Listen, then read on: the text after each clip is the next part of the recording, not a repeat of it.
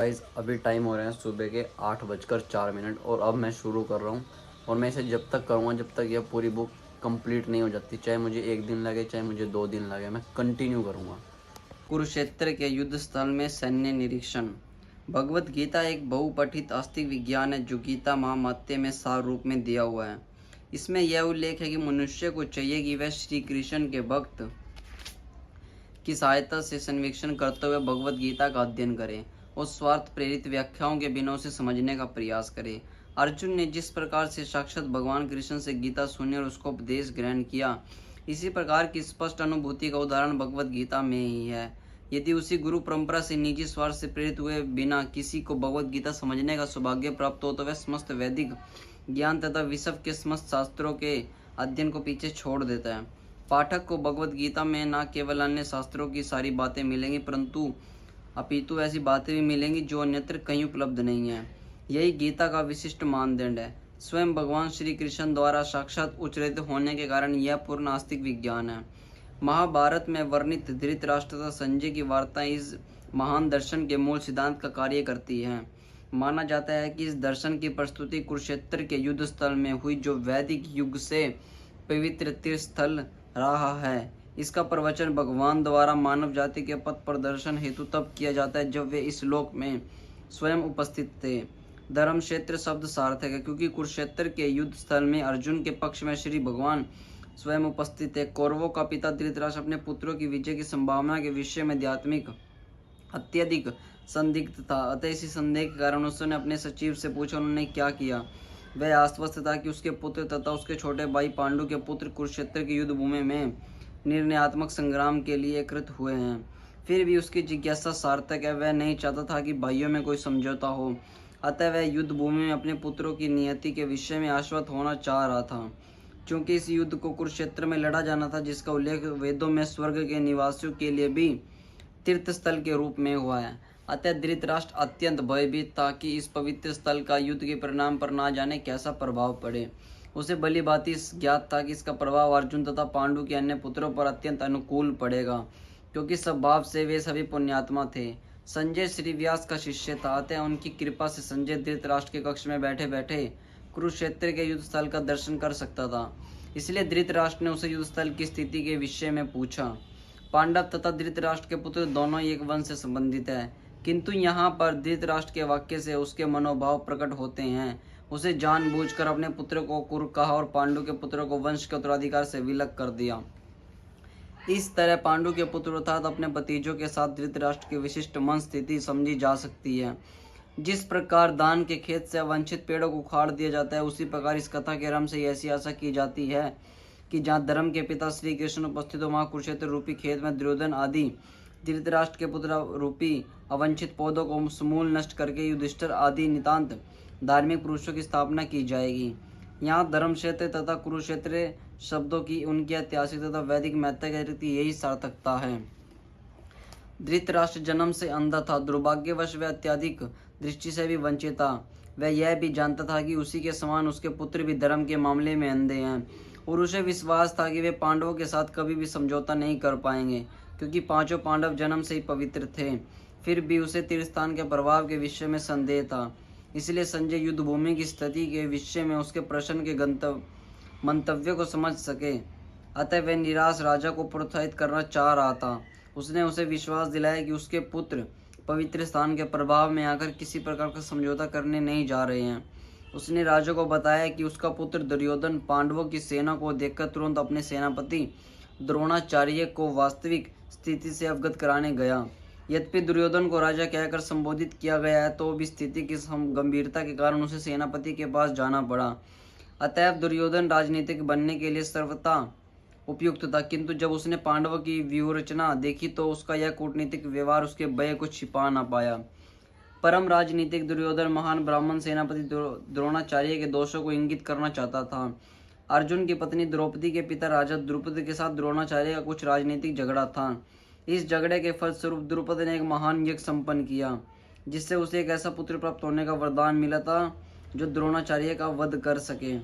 द्रोणाचार्य इसे भली भांति जानता था किंतु जब द्रुपद का पुत्र धृष्टद्युम्न युद्ध शिक्षा के लिए उसको सौंपा गया तो द्रोणाचार्य को उसे अपने सारे सैनिक रहस्य प्रदान करने में कोई झिझक नहीं हुई।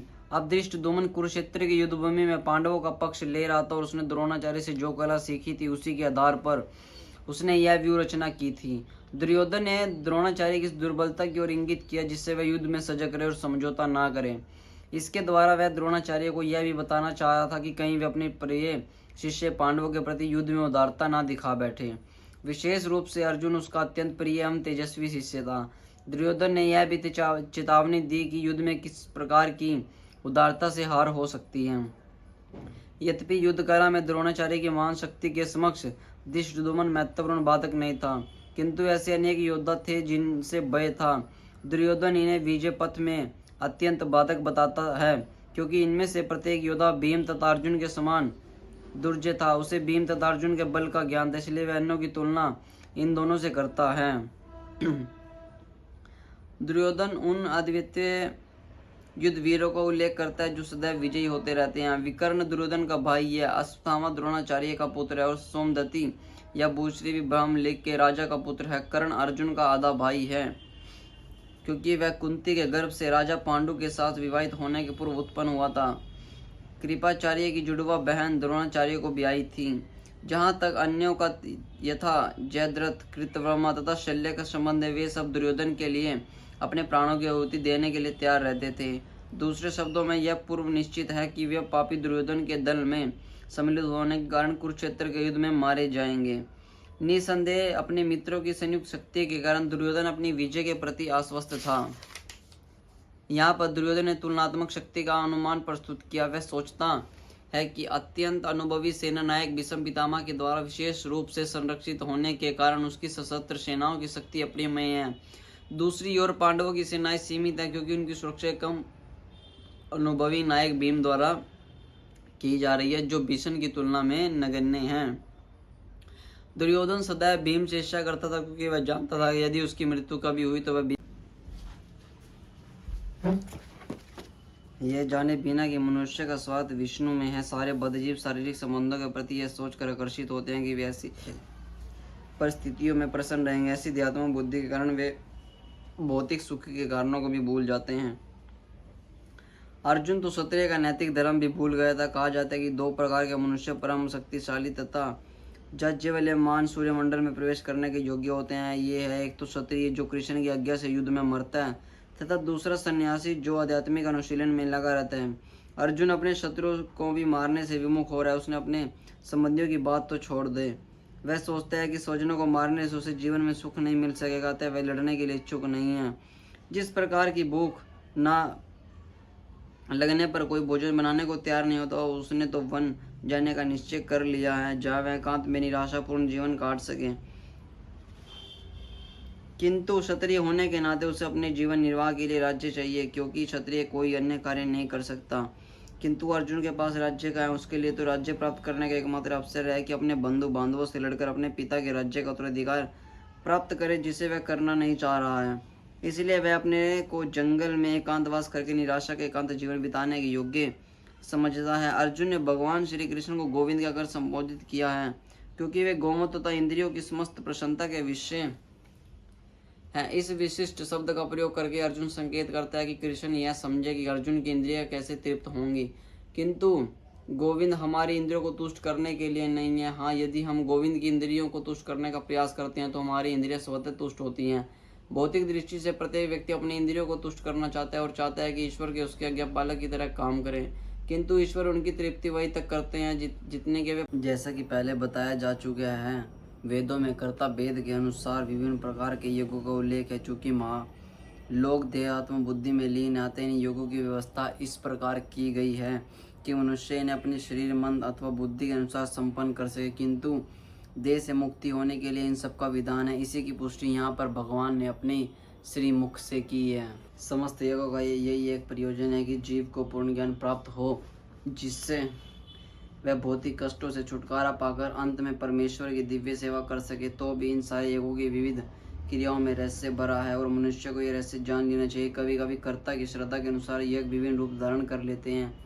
जब यह कर्ता की श्रद्धा दिव्य ज्ञान के स्तर तक पहुंच जाती है तो उसे ज्ञान रहित द्रव्य यज्ञ करने वाले से श्रेष्ठ माना जाता है, क्योंकि ज्ञान के बिना यज्ञ भौतिक स्तर पर रह जाते हैं और इनमें से कोई आध्यात्मिक लाभ नहीं हो पाता। यथार्थ ज्ञान का अंत कृष्ण भावनामृत में होता है। तो जो दिव्य ज्ञान की सर्वोच्च अवस्था है, ज्ञान की उन्नति के बिना यज्ञ मात्र भौतिक कर्म बना रहता है, किंतु जब उसे दिव्य ज्ञान के स्तर तक पहुंचा दिया जाता है तो ऐसे सारे कर्म आध्यात्मिक स्तर प्राप्त कर लेते हैं। चेतना वेद के अनुसार ऐसे यज्ञ कर्म कभी कभी कर्म कांड कहलाते हैं और कभी कभी ज्ञान कांड। यज्ञ वही श्रेष्ठ है जिसका अंत ज्ञान में हो। निसंदेह आत्मा साक्षात्कार का मार्ग कठिन था। भगवान का उपदेश है कि उन्हीं से प्रारंभ होने वाली परंपरा से प्रमाणिक गुरु की शरण ग्रहण की जाए। इस परंपरा के सिद्धांत का पालन किए बिना कोई प्रमाणिक गुरु नहीं बन सकता। भगवान आदि गुरु में होता है। गुरु परंपरा का ही व्यक्ति अपने शिष्य को भगवान का संदेश प्राप्त कर सकता है। कोई अपनी निजी विधि दान करने वाला। तो गाइस अभी बज रहे हैं सुबह के 7:15 और मैंने रात पूरी बुक कंप्लीट कर लिया। उसको पढ़ने में मुझे लगभग 17 घंटे लगे कंटिन्यू, एंड बहुत हैवी चैलेंज था मेरे लिए। और मैं रात 1:15 बजे सो गया था उसको पूरा कंप्लीट करके, और अभी सुबह के 7:15 बजे मैं उठ चुका हूँ। तो आई होप आपको ये वीडियो पसंद आएगी। पसंद आए तो चैनल को लाइक करना और वीडियो को सब्सक्राइब करना। Thank you so much. Bye bye.